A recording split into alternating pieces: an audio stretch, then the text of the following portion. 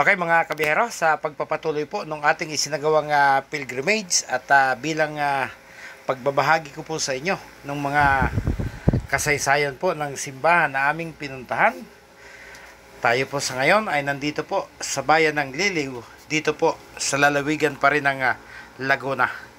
So ayun, natatanaw na po natin yung kanyang historical marker.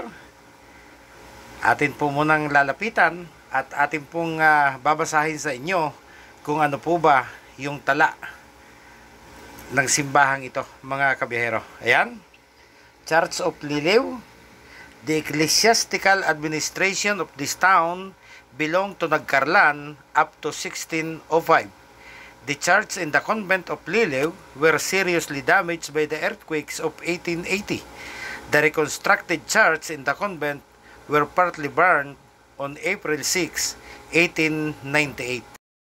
So maliwanag po doon sa tala ng kanilang kasaysayan na ito po palang bayan ng Liliw, yung pong kanilang simbahan ay nasa ilalim po ng Nagcarlan o yung tinatawag na ecclesiastical district po ng bayan ng Nagcarlan. So siguro yun po yung paraan o uri ng pamamahala noon ng simbahang Katoliko, dahil sa ngayon po ang atin pong pagkakaalam, yung pong mga simbahan po ng mga bayan dito sa Laguna ay nasa ilalim po ng pamamahala ng isang diocese, kung saan ito pong buong lahat ng simbahang Katoliko po sa loob ng lalawigan ng Laguna ay sako po ng tinatawag na Diocese of San Pablo mga kabiyahero. Bilang aming tagapamagitan, kasama ng Espiritu Santo, magpasawalang hanggan. Amen.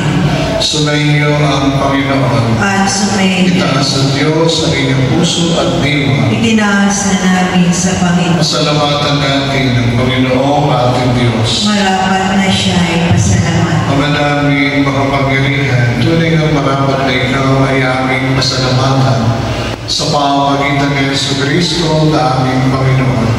Sa gabi ng kamatayan ay pag-asa sa Sinai, pagmuli niyang pagkabuhay na aming kinabukasan. Loob namin lumalakas ngayong aming natitiyan na kamatayan lilipas dito ang aming bukas.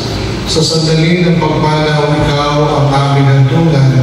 Kami ngayon namamatay, sa iyo bukas mabubuhay.